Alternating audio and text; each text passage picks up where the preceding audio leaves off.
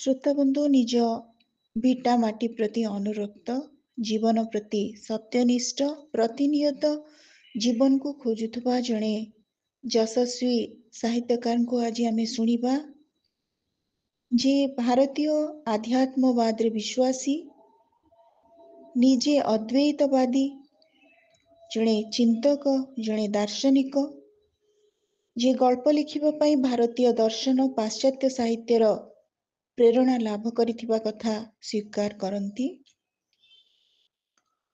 ସେ ହେଉଛନ୍ତି ଆଧୁନିକ ଓଡ଼ିଆ କଥା ସାହିତ୍ୟର ଅସାଧାରଣ ଅପ୍ରତିଦ୍ୱନ୍ଦ୍ୱୀ କଥାକାର କୃଷ୍ଣ ପ୍ରସାଦ ମିଶ୍ର।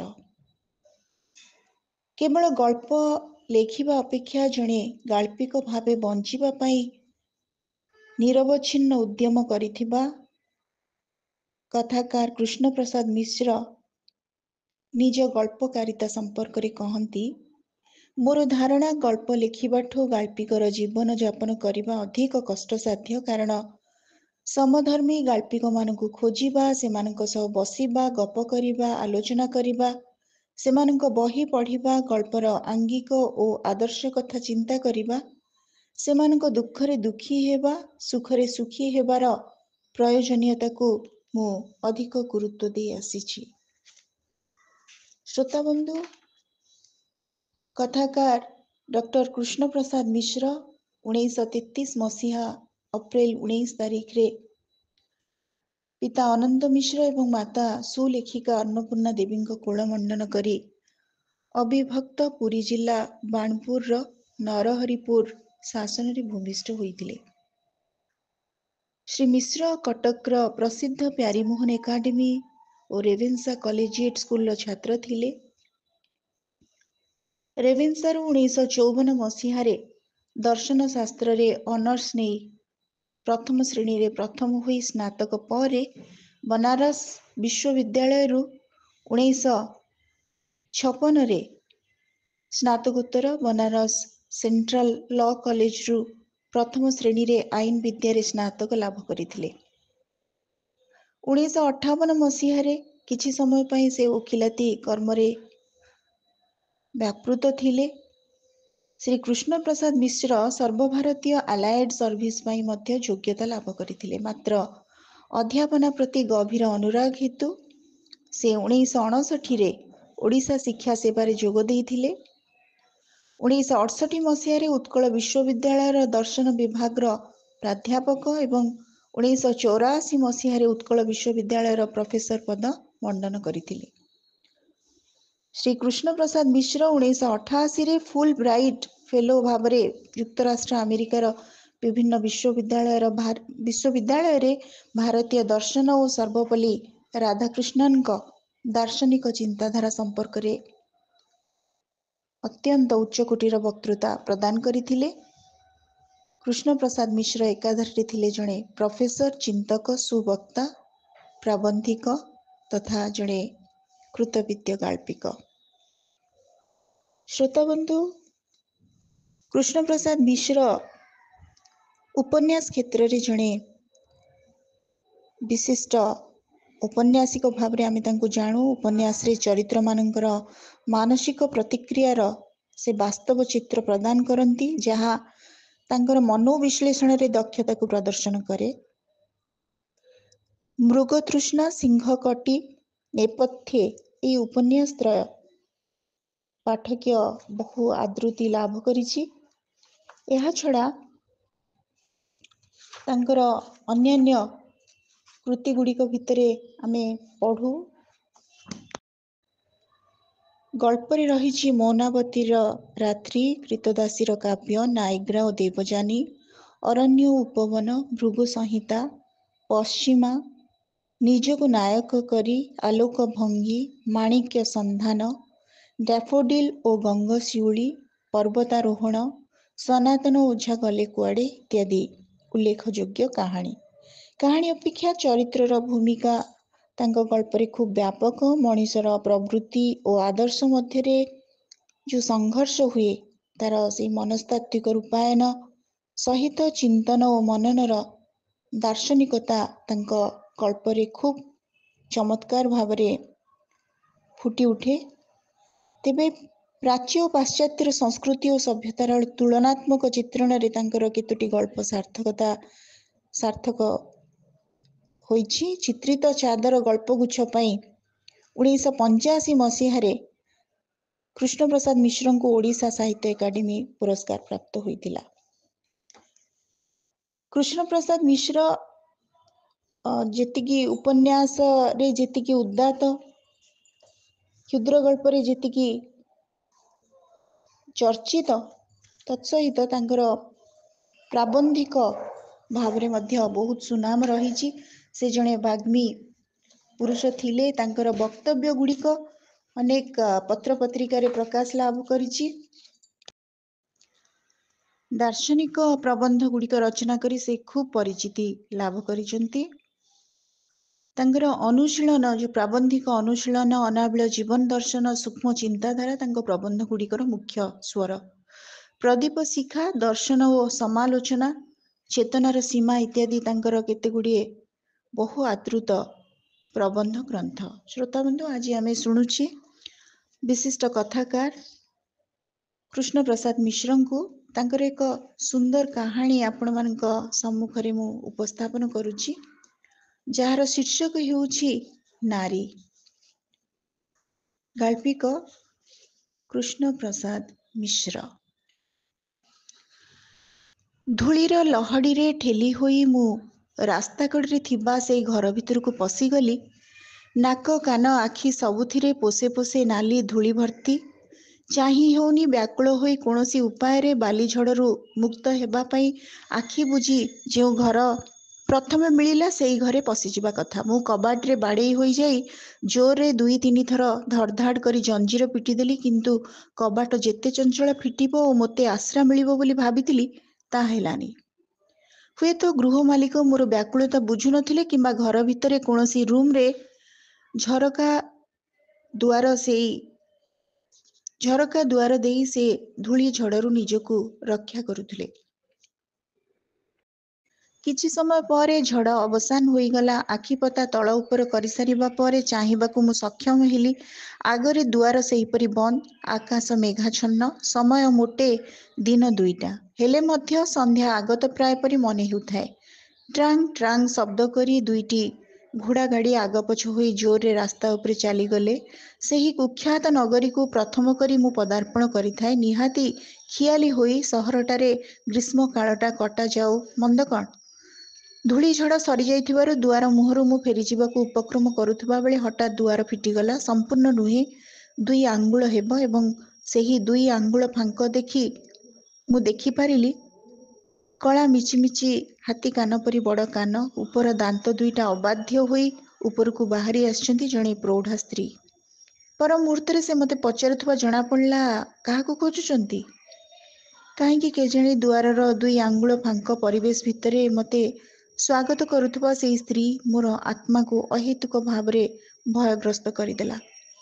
भूल हेगला कही फेरी आसिबाकू बसची भितरु केही जणे रुक्ष गलारे गर्जन कले, जमुना किए? बाबू कहउचंती भूल हेगला, पळौचंती धरिथा। कंठस्वर सरीची कि नहीं किछि भाबिबा पूर्वरु वायुमंडल 100-200 लक्षे कि 2 लक्ष आल्सेसियन महाबलंक गर्जन रे प्रतिध्वनित होई उठिला। समस्ते मो आड़कू झपटी आसुले धनुरु तीर खसिबा परी। आउ दुआरटा सेमानकू प्रतिबंधक न हेबा पई संपूर्ण मेला होई जाइथाए। क्षणक पई घर भितरर किछि अंश मु देखि पारली, किंतु तापरे आल्सेसियन को देखि मो आखि बुझी हिगला। किछि समय पई मो जीवन जेपरि चली जाउथुला। आपण किए? मो आखि खोली देखे जणे दीर्घकाय बपुवान व्यक्ति मते रुक्ष भावे चाही पचारुचंती मो परिचय। मोर चारिकड़े सबुआडर रास्ता को रुंधी 5-6टा कुकुर मते चाही सतर्क होई ठिया होइचंती। भद्र व्यक्ति को परिचय दे किपरि अवस्थारे किपरि आकस्मिक भावे तांकर द्वारस्थ होइछि ता मध्ये बुझाई देली। बुझाउथबा बेले देखिली तांको मुखरे कठोरता क्रमे क्रमे कोमल होई आसुछि। क्षमा करिवे, आपणको मो अन्य लोक बोली भाबिथिली। आपण प्रवासी, शिक्षित, मोर अतिथि, भीतर को आसंतु। जमुना, मां को डाकी आनी बुझा तो। घर ଭିତରକୁ ପ୍ରବେଶ କରିବା ପୂର୍ବରୁ ବହୁ ଭାବନା ମୋ ମନ ଭିତରେ ଖେଳିଗଲା। ମନେ ହେଲା ଯିବା ହୁଏତ ଠିକ୍ ହେଉନାହିଁ। ଯେଉଁ ଲୋକ ଏଡ଼େ ଚଞ୍ଚଳ ରାଗି ଏତେ ଜଲ୍ଦି ଶାନ୍ତ ହୋଇଯାଇପାରେ ତାକୁ ପୁଣି ରାଗିବାକୁ କେତେ ସମୟ ଲାଗିବ? ସହରରେ କେହି ଚିହ୍ନା ପରିଚୟ ଲୋକ ନାହାନ୍ତି। ଘର ଭିତରଟା ମଧ୍ୟ ଅସାଧାରଣ ଲାଗୁଥାଏ। ମୋର ମାନସିକ ଦ୍ୱନ୍ଦ୍ୱ ବୁଝିପାରିଲେ କି କ'ଣ ଭଦ୍ର ବ୍ୟକ୍ତି ମୋତେ ଘର ଭିତରକୁ ପ୍ରାୟ ଠେଲି ଠେଲି ନେଇଗଲେ। ସେ କହି ଚାଲିଥାନ୍ତି, ଶଶୀ ବାହାରକୁ ଆସିଲ, ଅତିଥି ଆସିଛନ୍ତି ଦେଖ। ଶଶୀ ଏହିପରି 4-5 ଥର କହିବା ଭିତରେ ଆମେ ବଗିଚା ପାର ହୋଇ ଡ୍ରଇଂ ରୁମ୍ ଭିତରକୁ ପଶି ସାରିଥାଉ। କିନ୍ତୁ ଚାକରାଣୀ ଯମୁନା ବାରଣ୍ଡାରେ ମୋତେ ଜୁଳୁଜୁଳୁ କରି ଚାହିଁବା ଛଡ଼ା ଆଉ କୌଣସି ତୃତୀୟ ଲୋକ ମୁଁ ଦେଖିପାରୁନଥାଏ ଯାହାଙ୍କ ନାମ ଶଶୀ ହୋଇପାରେ। ମୋତେ ବଡ଼ ଭୟ ଲାଗିଲା। ମେଘୁଆ ପାଗର ଥଣ୍ଡା ପବନ ଓ ଭୟ ମିଶି ମୋର ରୋମାଞ୍ଚ ସୃଷ୍ଟି କରୁଥାନ୍ତି। ଆପଣଙ୍କୁ ଏହି ମେଘାଚ୍ଛନ୍ନ ଅପରାହ୍ନରେ କ'ଣ ଖାଇବାକୁ ଭଲ ଲାଗିବ? ଚା ନିଶ୍ଚୟ। ଯମୁନା, ଚା। ମାଙ୍କୁ କହିଦେବୁ ନିଜେ ଧରି ଆସିବେ। ବସନ୍ତୁ। କୁସନ ପକା ଚେୟାରରେ ମୋତେ ପାଖରେ ବସାଇ ସେ ବସିଲେ। ତାଙ୍କର ନିଜର ପରିଚୟ ଦେଲେ। ସେ କୌଣସି କାମ କରନ୍ତିନି। ବିସ୍ତୃତ ଜମି ବାଡ଼ି, ବହୁ ଖ୍ୟାତନାମା କମ୍ପାନୀର ସେୟାର ହୋଲ୍ଡର। ଲକ୍ଷ୍ନୌ ବିଶ୍ୱବିଦ୍ୟାଳୟରୁ ନୃତତ୍ତ୍ୱ ଶାସ୍ତ୍ରରେ MA। ସେଇଠି ପଢ଼ୁଥିବା ବେଳେ ସେ ପ୍ରେମ କରି ବିବାହ କରିଛନ୍ତି। ଭାରି ସୁଖୀ ଦାମ୍ପତ୍ୟ ଜୀବନ। ପତ୍ନୀ ତାଙ୍କୁ ଦେବତା ପରି ଜ୍ଞାନ କରନ୍ତି। ମୁଁ ତାପରେ ମୋର ସୁବିସ୍ତୃତ ପରିଚୟ ଦେଲି। ମୁଁ ମୋର ପରିଚୟ ଦେଉଥିବା ବେଳେ ଯମୁନା ଚା କିଛି ବିସ୍କୁଟ ଧରି ଆସିଲା। ଆଳାପ ଜମି ଉଠିଲା। ଅପରିଚିତ ଥିବାରୁ ଯେଉଁ ଶଙ୍କା ପ୍ରଥମେ ସୃଷ୍ଟି ହୋଇଥିଲା ତାହା ଧୀରେ ଧୀରେ ଅପସାରିତ ହେଲା। କିନ୍ତୁ ଯମୁନା ମଝିରେ ମଝିରେ ଆସିବା ଛଡ଼ା ଆଉ କୌଣସି ଲୋକର ସ୍ୱର ଶବ୍ଦ ମଧ୍ୟ ମୁଁ ଶୁଣୁନଥାଏ। କାହିଁକି କେଜାଣି ଗୃହ ସ୍ୱାମୀଙ୍କ ପତ୍ନୀକୁ ଦେଖିବାକୁ ବଡ଼ ବେଶୀ ଉତ୍ସୁକ ହୋଇ ମୁଁ ଅପେକ୍ଷା କରୁଥାଏ। ମୋର ମନ କଥା ତାଙ୍କ ମନରେ ପ୍ରତିଫଳିତ ହେଲା କି କ'ଣ? ସେ ଯମୁନାକୁ କହିଲେ, ମାଙ୍କୁ ଡାକିଦେ। ଏତେ ଡେରି କ'ଣ ହେଉଛି? କ'ଣ ଭିତରେ କରୁଛନ୍ତି? ତାପରେ ସେ ମୋ ଆଡ଼କୁ ବୁଲି ପଡ଼ି ହସି ହସି କହିଲେ, ଆଉ ସେତିକିବେଳେ ଭଦ୍ରବ୍ୟକ୍ତିଙ୍କ ବୟସ ପ୍ରତି ମୁଁ ସଚେତନ ହୋଇଗଲି। କିପରି କେଜାଣି? କେବଳ ଆପଣ ନୁହନ୍ତି, ମୋର ଅନ୍ତରଙ୍ଗ ବନ୍ଧୁମାନଙ୍କ ପାଖରେ ମଧ୍ୟ ଶଶୀଙ୍କର ବ୍ୟବହାର ଯୋଗୁଁ ବହୁବାର ମୁଁ ତାଙ୍କୁ ଭର୍ତ୍ସନା କରିଛି। ଯେତେ ଡାକିଲେ ବି ଡ୍ରଇଂ ରୁମ୍କୁ ଆସିବେନି। ଏଣେ ବନ୍ଧୁମାନଙ୍କର ଜିଦ୍, ଶଶୀ ନିଜ ହାତରେ ଚା ପାନ ସେମାନଙ୍କୁ ନ ଦେଲେ ସେମାନେ ନ ଖାଇ ଉଠିଯିବେ। ତେଣେ ଶଶୀ ପୁରା ଓଢ଼ଣା ପକା ହିନ୍ଦୁ ବଧୂ ସାଜିବାକୁ ଦୃଢ଼ ପ୍ରତିଜ୍ଞ। 12 ଓଷା 13 ପର୍ବ। ନାଇଲନ୍ କି ପତଳା ଶାଢ଼ୀ ପିନ୍ଧିବେ ନାହିଁ। ସିନେମା ତ କେବେ ନୁହଁ। ତାଙ୍କ ମତରେ ସିନେମା ଯିବା ପୁରା ଅନୁଚିତ। ମାର୍କେଟିଂ କରିବାକୁ ଯଦି ଇଚ୍ଛା ହେବ ରାତି 9ଟା ପରେ ବାହାରିବେ ମୋଟରରେ ଆଉ ମୋତେ ଧରି। ମୁଁ ସାଥିରେ ନଥିଲେ ଘରୁ ପଦାକୁ କେବେ ହେଲେ ଗୋଡ଼ ବାହାରିବନି। ଆପଣ ମୁଣ୍ଡ ପିଟି ଦିଅନ୍ତୁ, ପୃଥିବୀ ପ୍ରଳୟ ହେଉ। ଭଦ୍ର ବ୍ୟକ୍ତିଙ୍କ କଥାରେ, ନିହାତି ବ୍ୟକ୍ତିଗତ କଥାରେ ଆଶ୍ୱସ୍ତି ଅନୁଭବ କରୁଥାଏ। ଯେପରି ନିଜେ ମୁଁ କୌଣସି ଗର୍ହିତ କାର୍ଯ୍ୟରେ ଧୀରେ ଧୀରେ ଲିପ୍ତ ହୋଇଯାଉଛି ସେହିପରି ମନେ ହେଉଥାଏ। ରହି ରହି ରୁମ ଟାଙ୍କୁରି ଉଠିଥାଏ। ଆପଣ ଜାଣନ୍ତି? ସେ ମୋ କାନ୍ଧକୁ ସ୍ପର୍ଶ କରି ପଚାରିଲେ। ନା। ମୋ ମୁଖରୁ ବାହାରିଲା। ଶଶୀ ମନସ୍ତତ୍ତ୍ୱରେ ଅନର୍ସ ଗ୍ରାଜୁଏଟ୍। ଆଚ୍ଛା, ରୁହନ୍ତୁ ମୁଁ ତାଙ୍କୁ ଯାଇ ଡାକି ଆଣେ। ଆପଣ ତ ବିଦେଶୀ, ଆପଣଙ୍କୁ ଲାଜ କରିବାରେ କ'ଣ ଅଛି? ଆପଣ ଟିକେ ବସିଥାନ୍ତୁ। ଭଦ୍ର ବ୍ୟକ୍ତିଙ୍କ ସହ ଯମୁନା ମଧ୍ୟ ଭିତରକୁ ଚାଲିଗଲା। ସେମାନେ ଚାଲିଯିବା ପରେ ମୁଁ ନୀରବରେ ବସି ଚିନ୍ତା କରୁଛି। ଏହି ସମୟରେ ହଠାତ୍ ଝରକା ଦେଇ ମୋତେ କେହି ଠାରିବା ପରି ମନେ ହେବାରୁ ସେ ଆଡ଼କୁ ଚାହିଁଲି। ଛାତି ମୋର ଦପ୍ କରି ରହିଗଲା। ଜଣେ ଯୁବତୀ ମୋତେ ସତରେ ଡାକୁଥିଲେ। ତାଙ୍କର ଆଖି ଦୁଇଟି ତଳେ ବହୁ ବିନିଦ୍ର ରଜନୀ ବା କ୍ରମାଗତ ଗଭୀର ଚିନ୍ତାର ସୁସ୍ପଷ୍ଟ ଚିହ୍ନ। ଶରୀରରେ ସୁନ୍ଦରୀ ହେବାର ସମସ୍ତ ଦାବୀ ଥିବା ସତ୍ତ୍ୱେ ଯୁବତୀଙ୍କ ଶରୀରରୁ ସୌନ୍ଦର୍ଯ୍ୟ ଅପସୃୟମାନ ଅବସ୍ଥାରେ ଥିବା ପରି ଜଣାଗଲା। ମୁଣ୍ଡରେ ଓଢ଼ଣା ଦେଇ ସେ ମୋତେ ଡାକୁଥିଲେ। ମୁଁ ମନ୍ତ୍ରମୁଗ୍ଧ ପରି ତାଙ୍କର ଠାରିବା ଅନୁଯାୟୀ କୌଣସି ସ୍ୱର ଶବ୍ଦ ନ କରି ତାଙ୍କୁ ଅନୁସରଣ କରିବାକୁ ଲାଗିଲି। ମୋତେ ଆସୁଥିବା ଦେଖି ସେ ବାରଣ୍ଡାର ଗୋଟିଏ କୋଣକୁ ଚାଲିଯାଇ ନିହାତି ଆତ୍ମୀୟ ପରି କହିଲେ, ଦେଖନ୍ତୁ, ଆପଣ ଏ ସହରର ଲୋକ ପରି ଜଣାଯାଉ ନାହାନ୍ତି। ସେଥିପାଇଁ ଏଇ ଘର ଭିତରକୁ ଚାଲି ଆସିଲେ। ନହେଲେ ଯେଉଁମାନେ ଏ ସହରର ଲୋକ ସେମାନଙ୍କ ଭିତରୁ କେହି ଏଠାକୁ କେବେ ଆସନ୍ତିନି। ସେମାନେ ନ ଆସିବା ପାଇଁ ତ ଏତେ ଆଲସେସିଆନ୍ କୁକୁର ଆଉ ଏହି ମେଘନାଦ ପାଚେରୀ। ମୁଁ ଆପଣଙ୍କ ସହିତ ପୂର୍ବରୁ ଚିହ୍ନା ପରିଚୟ ନଥାଇ ସବୁ କଥା କିପରି କହିଦେଉଛି ବୋଲି ଆପଣ ନିଶ୍ଚୟ ଆଶ୍ଚର୍ଯ୍ୟ ହେଉଥିବେ। କିନ୍ତୁ ମୋର ବିବାହ ପରେ ବୋଧେ ଆପଣ ପଞ୍ଚମ ପୁରୁଷ ହେବେ ଯାହାଙ୍କ ସହିତ ମୁଁ କଥାବାର୍ତ୍ତା କରିଛି। ଅନ୍ୟ ଲୋକ ସହିତ ସୁଖ ଦୁଃଖ ହେବାକୁ କାହାର ଇଚ୍ଛା ହୁଏନି? ମୋର ପିତା ଓ ଅନ୍ୟ 2 ଜଣ ଭଦ୍ର ବ୍ୟକ୍ତିଙ୍କୁ ଛାଡ଼ିଦେଲେ ବିବାହ ପରେ ମୁଁ ସ୍ୱାମୀଙ୍କ ଛଡ଼ା ଅନ୍ୟ କାହାରି ସହିତ କଥାବାର୍ତ୍ତା କରିନାହିଁ। ଏଇ ସହରର 2 ଜଣ ଭଦ୍ରଲୋକ ସ୍ୱାମୀଙ୍କର ଚିହ୍ନା ହେବେ। ଥରେ ଘର ଭିତରକୁ ପଶି ଆସିଥିଲେ। ସେତେବେଳେ ସେ ଅଳ୍ପ ସମୟ ପାଇଁ କୁଆଡ଼େ ବାହାରକୁ ଯାଇଥାନ୍ତି। ତାଙ୍କର ଅନୁପସ୍ଥିତିରେ ମୁଁ ଭଦ୍ରବ୍ୟକ୍ତି ଦ୍ୱୟଙ୍କୁ ଡ୍ରଇଂ ରୁମ୍ରେ ବସାଇ ଅଭ୍ୟର୍ଥନା କରିଥିଲି। କାରଣ ମୁଁ ଜାଣିଥିଲି ସେମାନେ ସ୍ୱାମୀଙ୍କର ବନ୍ଧୁ। ତାଙ୍କ ସହିତ ବିଶ୍ୱବିଦ୍ୟାଳୟରେ ପଢ଼ୁଥିଲେ। ଆମେ ତିନିହେଁ ଡ୍ରଇଂ ରୁମ୍ରେ ବସି ତାଙ୍କୁ ଅପେକ୍ଷା କରୁଛୁ, ଗପ କରୁଛୁ। ସେ ଫେରି ଆସିଲେ। तापर जहाँ है आपण शुणी पारिबेनी मु मध्य कहवा उचित नुह। आपण जेते जल्दी पारंती चली जातु केउ मुहूर्त से हिंस्र होई उठिबे तार कोनोसी ठिकाना नाही। किंतु से तो मो आगको आसीबा पई आपनको डाकुथिले मिछरे निजको नॉर्मल स्वाभाविक प्रकृतिर बोली प्रमाण देबाकू। मु जदि सतरे आसी थांती ताले भयंकर परिस्थिति सृष्टि होई थांता किंतु काहीकि हेई से आसिलेनी आपणको सह कथावार्ता हेउतबा देखिले मते से जीवन रे रखिबे नाही। जानतु जानतु कही युवती जनक मते ठेली दे किवाड़े अदृश्य होई गले। मु ड्राइंग रूम भीतर को फेरी आसिली। सेतेबेले ड्राइंग रूम रे केही नथांती। केउठी किपरि से युवती काहाकू देखि मते ठेली दे चली गले मु बुझी पालिनी। किए से केही तो नाहंती किंतु एही समय भद्र व्यक्ति केउडू आसी रूम भीतर ठिया हेले। मुख मुद्रा वज्र परी कठोर। पेंट पॉकेट रे हाथ दुईटी पसी थाए मुहरे पाइप। मु तांको देखिबा मात्रे ठिया होई पड़ली। दुहे ठिया होई रहिलु। कठिन भावे मते से किछि समय चाहेबा परे कहिले गभीर कूओ भितरु तांकर कथा आसीबा परी जणा जाउथाए। ताले तुमे सब जानी सारलनी कोन जे मु पागल मो स्त्री को अन्य पुरुष मानकठु लुचौछि काहा संगरे कथावार्ता हेबाकू देउनी घर चारि पाखे पाचेरी बुलाई देइछि केही ताकू देखि पारिबेनी बोली मु संशयी स्त्री प्रति मोर विश्वास नाही। ना तो आपण कोन कहउचंती मु तो ड्राइंग रूम रे बसिछि आपण को अपेक्षा करी आपण आपणको धर्मपत्नी को आनी मो सहित चिन्हा परिचय कराई देबे बोली भीतर को गलेनी। मिथ्यावादी मुनिबस ताल मिलाई आल्सेसियन कुकुर गुड़िक मध्य भुकी उठिले से समय। देखंतु आपण आपणको स्त्री को पूरापूरी व्यक्तिगत कथारे मु पढ़िबाकू चाहिनी। मते अनुमति दियंतु मु जाए। मो विषय आपणको मत कोन मु जानि पारे।